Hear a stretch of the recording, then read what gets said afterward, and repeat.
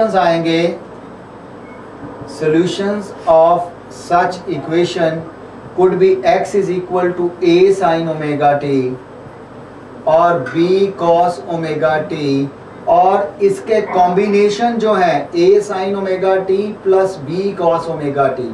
अगर हमारे पास इस तरह की सेकंड ऑर्डर डिफरेंशियल इक्वेशन है तो उसके सॉल्यूशंस इस तरह के आए होते हैं। इसका मतलब जो हमने इक्वेशन बनाई है वो ठीक है। इन दोनों का कॉम्बिनेशन भी SHM होता है, वो हम बाद में प्रूव करेंगे। The particle will still be in SHM।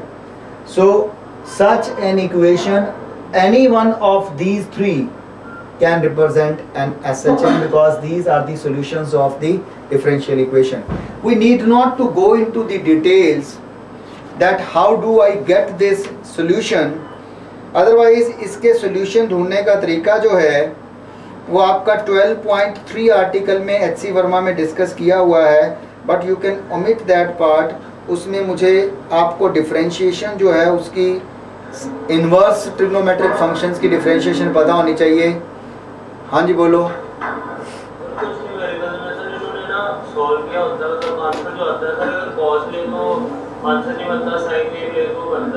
बेटा वो तो तुम्हें डिसाइड करना है, तुम्हारी स्टार्टिंग पोजीशन क्या है। आप न्यूमेरिकल्स में अगर पार्टिकल आपने क्या करना है उसकी पोजीशन के अंदर t इक्वल टू 0 पुट करके देखो।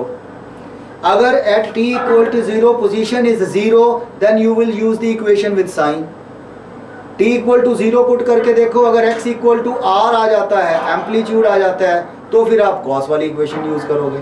सो एक में एक ही यूज करोगे। वो डिपेंड करेगा कि पार्टिकल को आपने ऑब्जर्व करना कब स्टार्ट किया, when it was at the mean position और एट द एक्सट्रीम पोजीशन, तब तो ये होएगा। अगर आपने बीच में कहीं स्टार्ट किया है फिर ओमेगा टी प्लस माइनस 5 वाली इक्वेशन शुरू होएगी।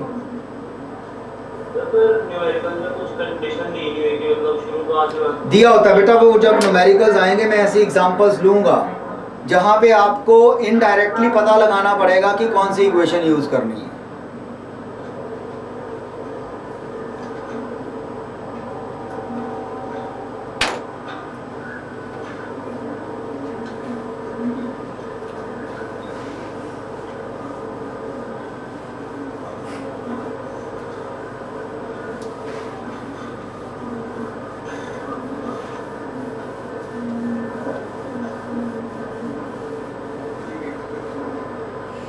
देखिए अब कुछ चीजें अभी तक जो की हैं, एक तो हमारे पास इक्वेशन आ गई, general equation r is equal to sine omega t plus minus 5, phi is the epoch. ठीक है, इनिशियल फेज। अब कई बार दो SHM दिए होते हैं, जैसे इसका प्लस 5 ले लेते हैं ओमेगा 1, ठीक है, या ओमेगा टी प्लस 5। एक दूसरा है r dash sign omega T minus 5/2। दो SHMs हैं। जब मुझे इनके बीच का फेज डिफरेंस निकालना है तो y माइनस y डैश नहीं करना, मुझे इनकी सिर्फ फेज टर्म्स का डिफरेंस निकालना है। तो जब मैं डेल्टा फाई निकालूंगा, this is called phase difference between the two SHM। Delta phi निकालूंगा तो omega t plus 5/1 minus omega t plus 5/2 हो जाएगा। So this will be 5/1 plus 5/2। So कई बार आप फेज डिफरेंस निकालने के चक्कर में सीधी डिस्प्लेसमेंट को कर देते हो। फेज डिफरेंस का मतलब इसकी फेज लेनी है और इसकी फेज लेनी है, फिर उन दोनों का डिफरेंस निकालना है। That is normally represented by delta phi. ये बात मैं इसलिए बता रहा हूं कि जब लिसाजस फिगर्स करेंगे SHM से, आपने कर रखी होंगी लिसाजस फिगर्स की फॉर्मेशन की है SHM में। तुम तो कहते थे यार SHM तो हमने पूरी तरह बिल्कुल तसल्ली करा दी हुई है। हो सकता है, देखो बेटा बात यह है कि हो सकता है आप में से कोई 10% ने अच्छी तरह कर रखा हो, लेकिन यह है कि शायद कुछ बच्चों की जनरल प्रॉब्लम थी इसमें, इसलिए मैंने ये स्टार्ट किया। हम वेव्स भी कर लेंगे, नेक्स्ट वीक शुरू कर लेंगे।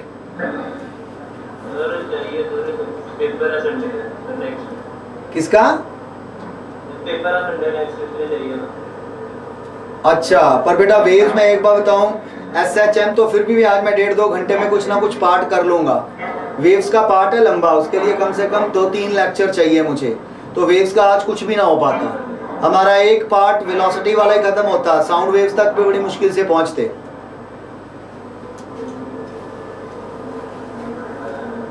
बाकी तुम्हें कोई पर्सनल प्रॉब्लम आएगी तो आप वीनू मैडम को फोन कर देना, मैं वीक में एक बार फिर बीच में आने की कोशिश करूंगा।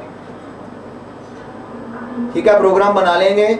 मैं नेक्स्ट वीक बीच में सुबह के टाइम में आके आपकी प्रॉब्लम्स ले सकता हूं। वेव्स के आपको कोई पर्टिकुलर किसी टॉपिक में आ रही है या किसी टाइप ऑफ द न्यूमेरिकल्स में आ रही है, वो हम टेकअप कर लेंगे। ठीक है। सो दूसरी बात वो मैंने मिटाई दिया यार, y is equal to r sine omega t plus minus five. एक तो ये बात हो गई। दूसरी हमने देखा कि a is equal to minus omega square y. देखिए, जब भी पार्टिकल SHM करेगा, पार्टिकल इधर जाएगा तो उसकी जो वेलोसिटी है यहां पे आने वक्त 0 हो जाएगी। Particle can not turn back without coming to a stop. So इसका मतलब यहां पे एक बार वेलोसिटी 0 होगी, फिर इधर को आएगा। इसका मतलब इधर को जो मोशन है वो रिटार्डेड है, इस तरफ जो मोशन है वो रिटार्डेड है। यहां पे वो किसी वेलोसिटी से चला, यहां पे आके वेलोसिटी 0 हो गई। So it means the motion is retarded. अब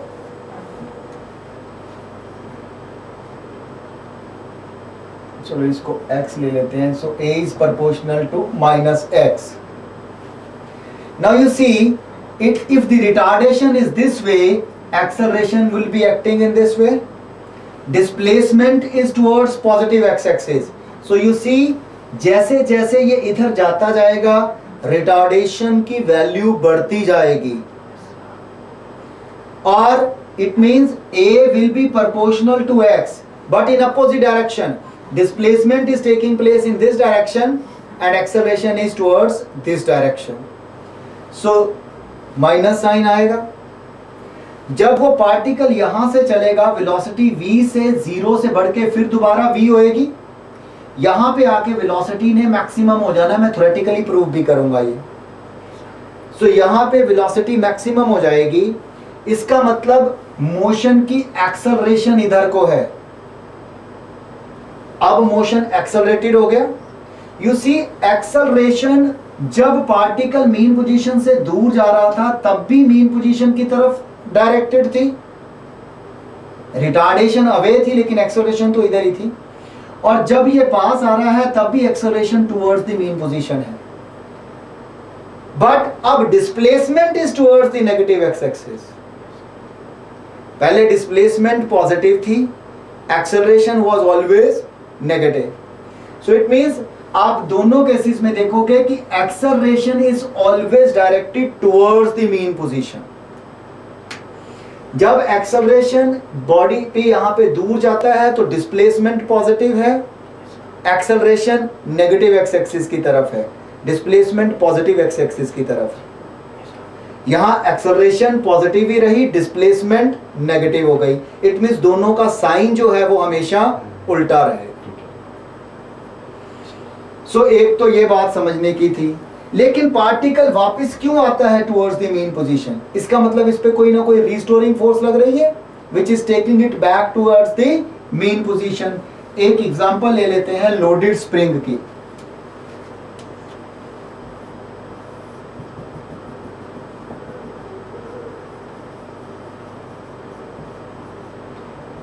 ये नेचुरल लेंथ है and this is the position x equal to 0। अगर मैं इसको स्ट्रेच करके, of course mu is equal to 0 here, this is frictionless.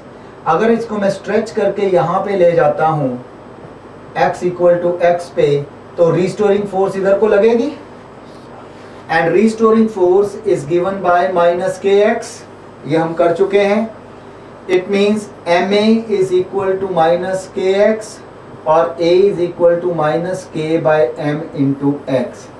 You see k by m constant है, a proportional to minus x हो गया, इसका मतलब इस मास का जो मोशन होगा वो एस एच एम होगा। आपको बहुत सारी एग्जांपल्स में प्रूव करना पड़ेगा कि मोशन एस एच एम है। उसके लिए सबसे बढ़िया तरीका यही है कि आप उस मोशन के लिए पहले तो रिस्टोरिंग फोर्स लिखें, उसको m से डिवाइड करके आप एक्सेलरेशन निकालें, और अगर acceleration proportional to the negative of the displacement आ जाती है तो then means that motion is SHM. मुझे क्या फायदा होगा किसी मोशन को एसएचएम निकालने का? अगर कोई मोशन मैं प्रूव कर देता हूं कि एसएचएम है, तो अभी मैं जनरल फॉर्मूले दो डिराइव करूंगा एसएचएम के टाइम पीरियड के लिए। अगर मैंने टाइम पीरियड के लिए कर लिया तो इसका मतलब मैं एंगुलर फ्रीक्वेंसी और लीनियर फ्रीक्वेंसी दोनों का निकाल लूंगा, रिलेशन है। तो इसका मतलब जब भी मुझे किसी मोशन के लिए टाइम पीरियड या फ्रीक्वेंसी निकालनी है, तो अगर मैं उसको पहले से प्रूव कर देता हूं कि वो एसएचएम है, तो डायरेक्टली जनरल फॉर्मूले हम उसके लिए डिराइव कर सकते हैं। अगर मैं इन दो इक्वेशंस को यहां से एक और जो मेरे काम आने वाला जो एक रिलेशन है वो ये है कि एक्सेलरेशन की अगर दोनों चीजों को, क्योंकि ये एसएचएम है, ये एसएचएम की जनरल इक्वेशन है, इस एचएम के लिए एक्सेलरेशन ये आई है, but a must also be equal to minus omega square x. इसको कंपेयर करूंगा तो मेरे पास omega square is equal to k by m आ जाएगा, और k equal to m omega square. ये चीज हमने कई बार यूज करनी है। इनडायरेक्टली इनमें से किसी दो की वैल्यू निकाल के तीसरे की वैल्यू निकला करेगी।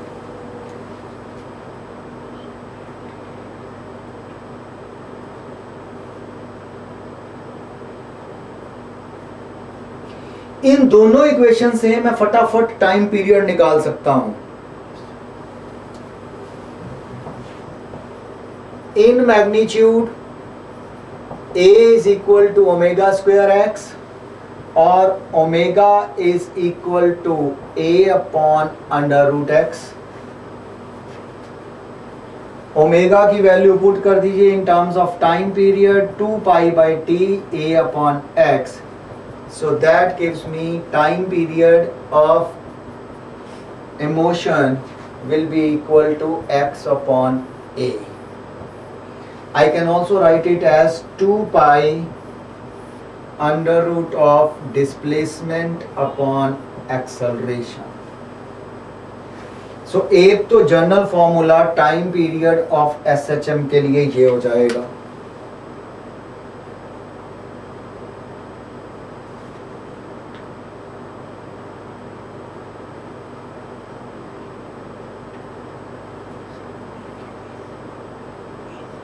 मैग्नीट्यूड, नेगेटिव साइन नहीं ना लिया मैंने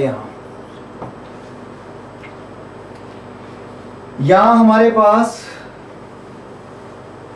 एक रिलेशन वो भी है, omega is equal to under root k upon m. दूसरा मैं फॉर्मूला लिख सकता हूं इस इक्वेशन से, again 2 pi by t is equal to under root k upon m, और t is equal to 2 pi under root m upon k, और 2 pi this is called inertia factor upon spring factor. So this is the second formula for the time period of SHM.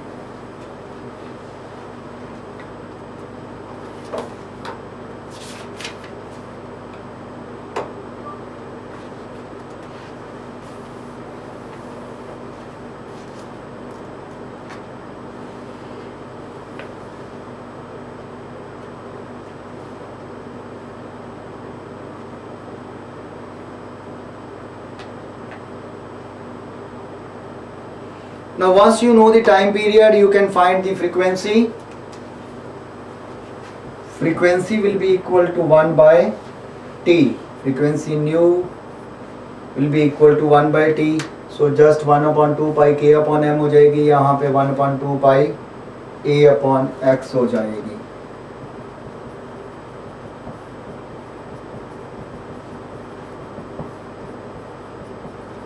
तो ये आपके frequency के लिए relation आ जाएंगे अगर directly कहीं पे फ्रीक्वेंसी निकालनी है तो।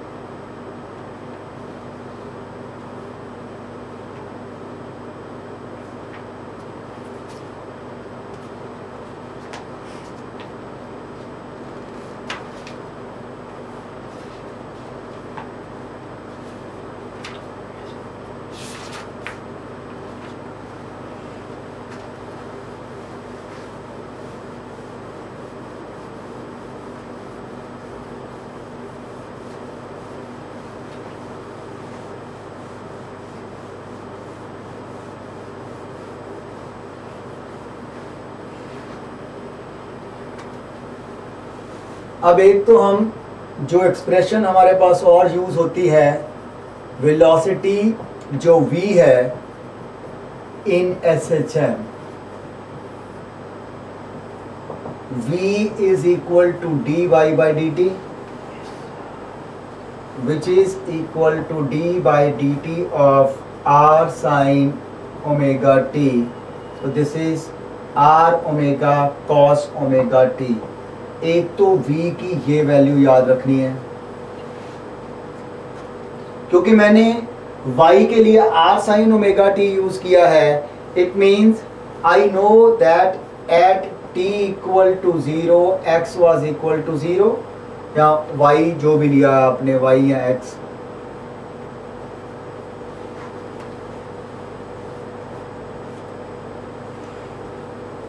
अगर t इक्वल टू 0 पुट करूं, at t equal to 0 v is equal to r omega.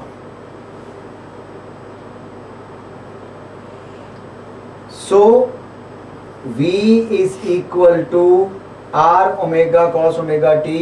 It means अगर मैं वेलोसिटी वर्सेस टाइम ग्राफ बनाऊंगा as a function of t, then at t equal to 0 velocity will be maximum and the amplitude of the velocity r omega is the amplitude of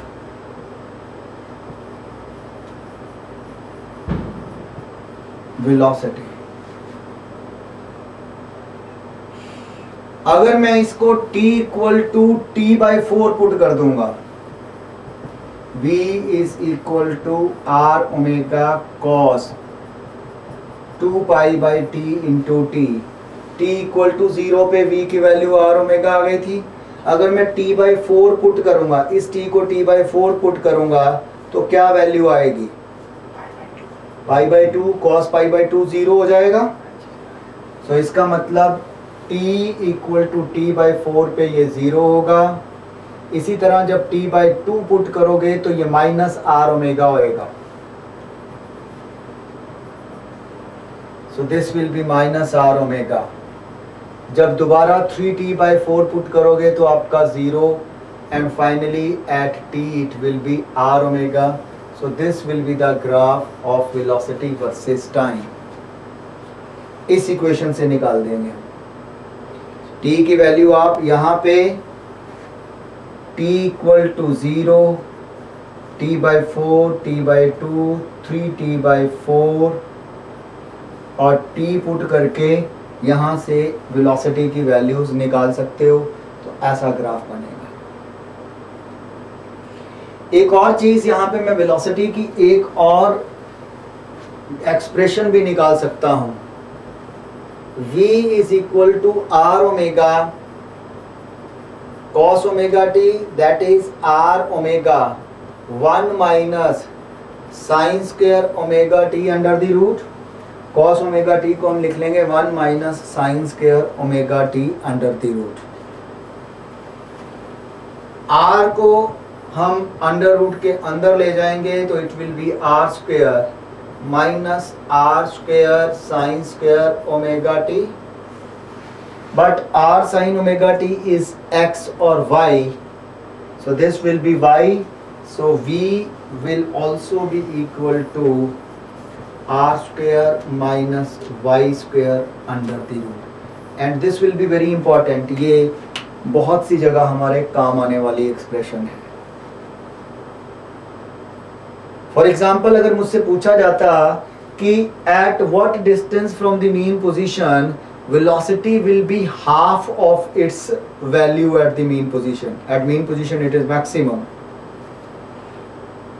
इससे मुझे निकाल के दिखाइए at what position from the, हाँ जी एक minute बेटा, हाँ बोलो.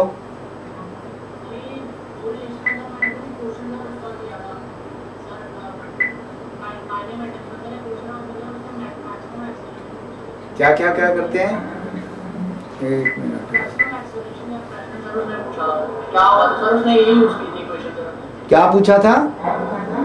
मैक्सिमम एक्सेलरेशन निकालने के लिए सर, उसमें एक्सेलरेशन और एक्सीलरेशन दिया होगा। ओ यार, मैक्सिमम एक्सेलरेशन तो अभी निकालेंगे, अभी हम उसका एम्पलीट्यूड भी निकालेंगे। देखिए मैक्सिमम वेलोसिटी तो सीधी आर ओमेगा आ गई। एम्पलीट्यूड का मतलब क्या है? Amplitude of velocity means maximum value of the velocity, this will be at the mean position. Time t equal to 0 पे बॉडी मीन पोजीशन पे है, वेलोसिटी उसकी मैक्सिमम है। इसी तरह जब एक्सेलरेशन का ग्राफ प्लॉट करेंगे, मुझे एक्सेलरेशन का मैक्सिमम मिनिमम पता चल जाएगा। ठीक है, एक्सेलरेशन का तो तुम्हें सीधा ही दिख रहा है। y इक्वल टू 0 पुट कर दो, acceleration 0। y equal to r put कर दो तो ओमेगा स्क्वायर r उसके मैक्सिमम वैल्यू आ गई। इक्वेशन के यूज करने की जरूरत क्या है इसमें? एम्पलीट्यूड तो हम शुरू में निकाल के ही चल रहे हैं। अब देखिए, अगर मुझसे पूछा जाए कि at what value from the position from the mean position the velocity will be half of its value at mean position, क्या आया आंसर?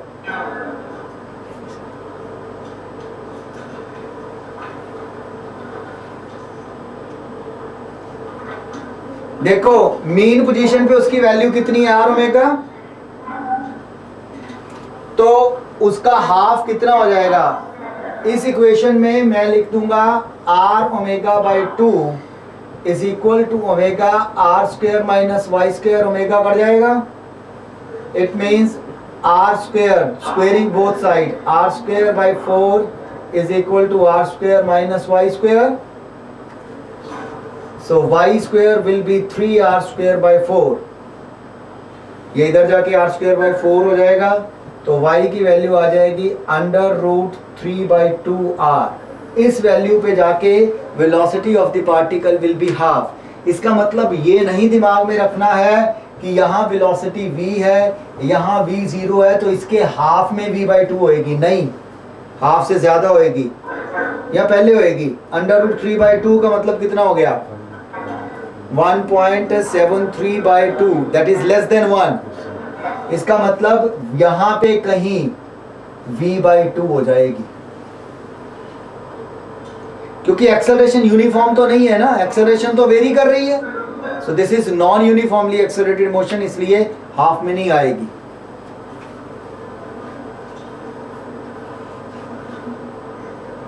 सो ऐसे सारी प्रॉब्लम्स में ये वाली जो आपकी इक्वेशन है ये बहुत काम आने वाली है। v is equal to omega r square minus y square under the root. अब एक्सेलरेशन का अगर हम ग्राफ बनाएंगे,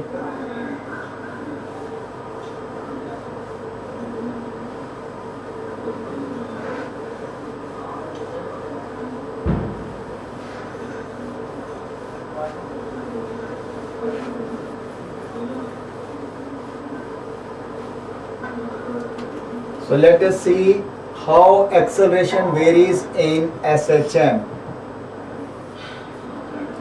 v हमने निकाला है अभी r omega cos omega t, a which is equal to dv by dt और d square x upon dt square will be equal to r omega minus sin omega t into omega, so that will be minus r omega square sin omega t. So this is the value of r. So again, a minus r omega square sin 2 pi by t into t. At t equal to 0, a will be 0.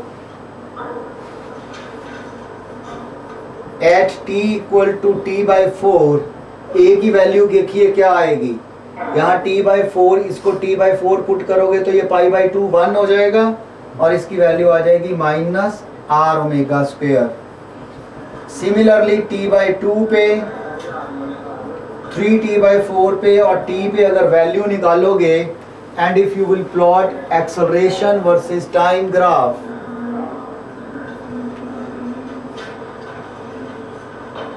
t equal to 0, t by 4, t by 2, 3t by 4 and t, you will see that it is an inverted sine curve with maximum value r omega square. So r omega square will be the amplitude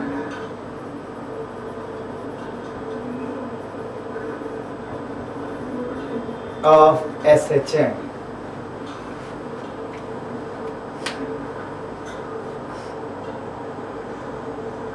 सो ये acceleration का graph आएगा और are omega square इसका amplitude होगा. सो इसका मतलब maximum acceleration की value are omega square होएगी. बाकी किसी टाइम पे निकालनी है तो वो आप इस इक्वेशन को यूज करके निकाल सकते हो.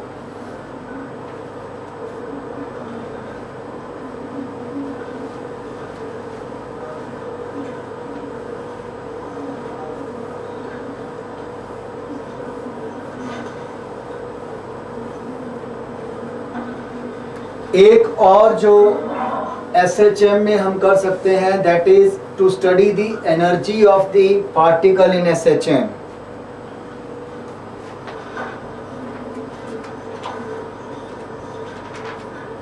Total energy in SHM. Now suppose the particle is at some point of time किसी एक पोजीशन पे है, तो उसकी total energy will be equal to sum of the potential energy and kinetic energy. So kinetic energy plus potential energy will give you the total energy in SHM. So this will be equal to half mv square and this will be half ky square. Potential energy loaded spring की हम पहले निकाल चुके हैं, half kx square होती है. यहाँ पे अगर मैं वेरिएबल अलोंग y एक्सिस ले रहा हूं तो it will be half ky square. अब यहाँ पे अगर हम v और उसके लिए एक्सप्रेशन यूज करें, m v की वैल्यू थी r omega cos omega t plus half के ये थी r sin omega t whole square. So this is half m omega square r square cos square omega t plus half k r square sin square omega t. But m omega square is equal to k होता है. So this becomes half k r square cos square omega t plus half k r square sin square omega t. This will be equal to half k r square. So this is constant. So it means total energy in SHM remains constant, and this was very much expected because of the conservation of energy. When the particle moves from the mean position towards the extreme position and then back, the total energy is conserved. जब वो mean position पे होता है तो potential energy उसकी zero, kinetic maximum होती है. इन expression से आप पता लगा सकते हो.